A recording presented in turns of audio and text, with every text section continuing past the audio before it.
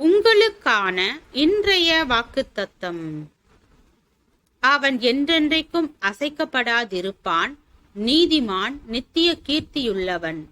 துர்ச்செய்தியை கேட்கிறதினால் பயப்படான். அவன் இருதயம் கர்த்தரை நம்பி திடனாயிருக்கும். அவன் இருதயம் உறுதியாயிருக்கும். அவன் தன் சத்துருக்களில் சரிக்கட்டுதலை காணும் மட்டும் பயப்படாதிருப்பான். வாரி இறைத்தான், ஏழைகளுக்கு கொடுத்தான். அவனுடைய நீதி என்றென்றைக்கும் நிற்கும். அவன் கொம்பு மகிமையாய் உயர்த்தப்படும். துன்மார்க்கன் அதை கண்டு மனமடிவாகி தன் பற்களை கடித்து கரைந்து போவான். துன்மார்க்கருடைய ஆசை அழியும். சங்கீதம் 112 வசனம் 6 முதல் 10 வரை.